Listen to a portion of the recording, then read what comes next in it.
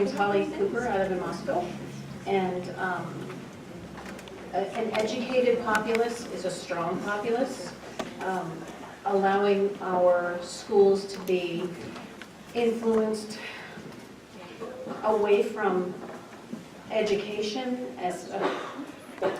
we don't want to have non-science taught in science classes. We need to strengthen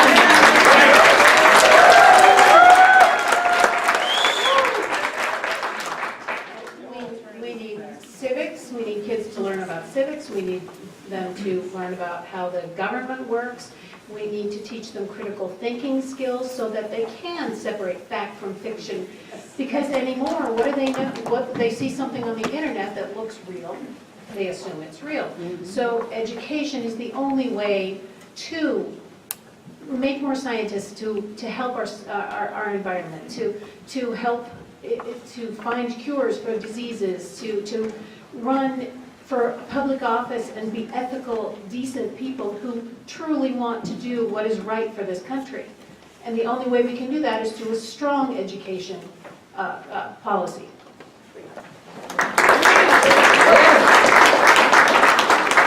So maybe 2 more questions before we move on.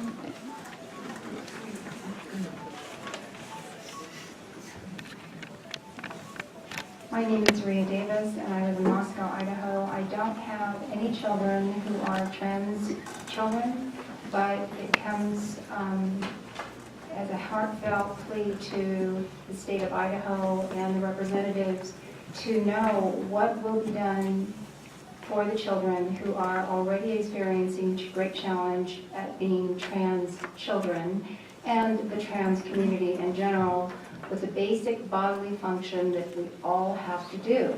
I believe that the bullying that goes on with children of school age is great enough without having to deal with that as well. And I'd like to know what will be done based on the latest decision to repeal that part of Obamacare. One more question? Here. Make sure to stand up because you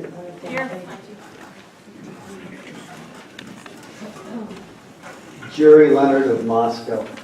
First, I'd like to ask our senators, how many calls did you get from Idahoans supporting Betsy DeVos? How many like me did you get asking you to vote against her? Right now, we need to be aware that H.R. 610 has been introduced in the House, was introduced by Representative King of Iowa, I think on the 23rd of January.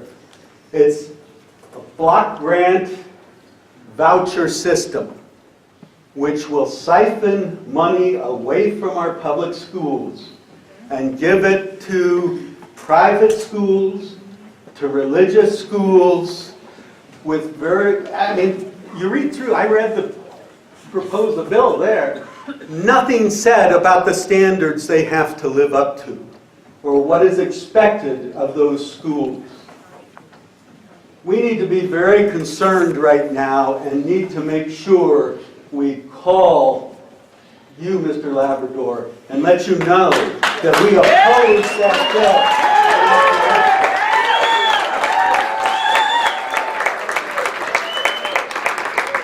I have a real quick question. How many in this room did call one, how many people? Wow, okay. And how many people opposed DeVos? And how many people supported her in this room? Okay. Is that going to be noticed to the representatives? Because we have an hour, a little over an hour left. And then we can come back if we, you know. But,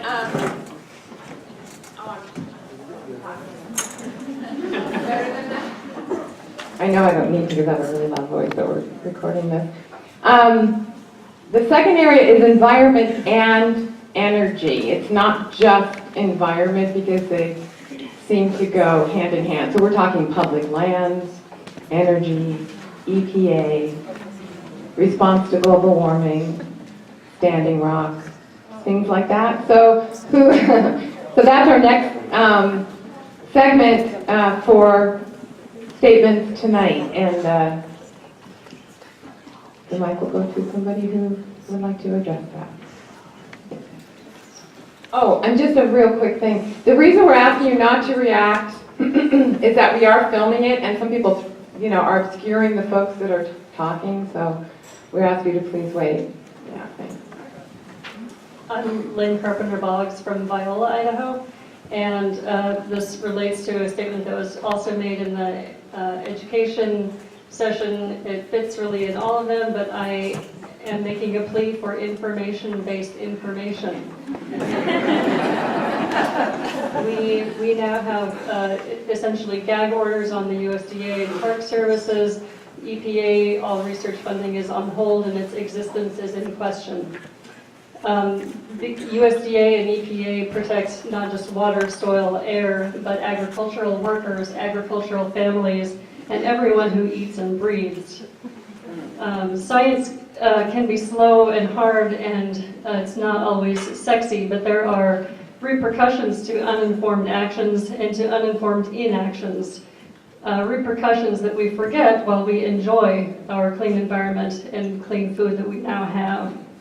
So both in environmental management as well as in education and in governments and communications, my plea is for information-based information.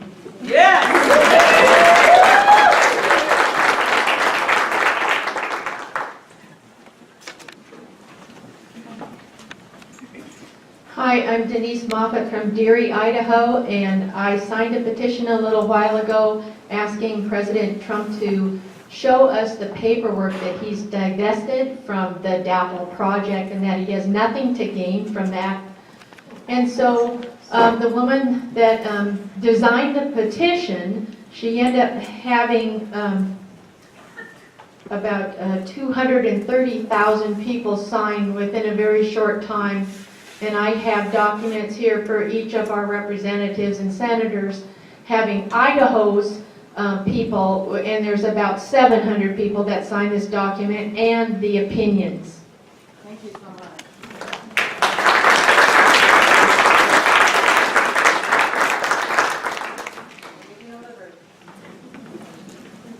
Alan Chittister from Moscow, Idaho, and Vice Chairman of Radio Free Moscow.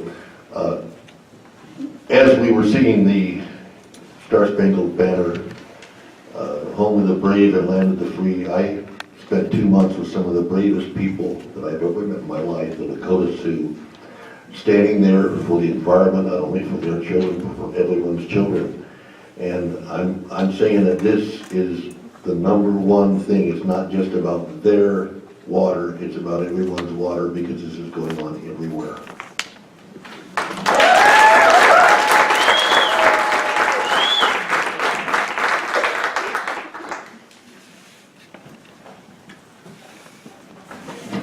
Al Poplawski from Moscow.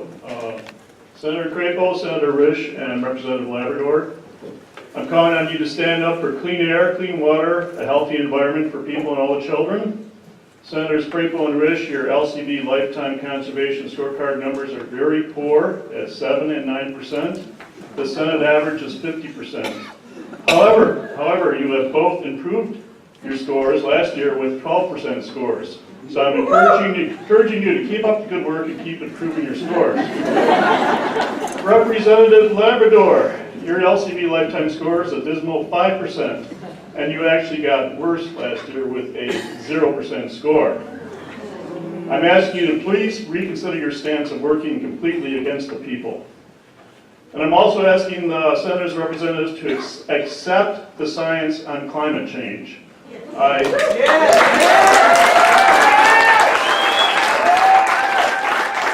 This is not a belief. This is accepting the science. I've walked through beetle-killed and fire-charred forests here in Idaho. This is the result of climate change. I've talked to farmers who are struggling with weather uncertainty. result of climate change again. Climate change is not only affecting people personally, it's also having a negative effect on Idaho's industries as a whole, such as agriculture and timber. Our economy will suffer as climate change intensifies. It's your responsibility as representatives of Idaho people to accept science and climate change, and please see the Republican-led Climate Leadership Council and their carbon fee and dividend proposal, which addresses climate change for the people and for our children. Thank you.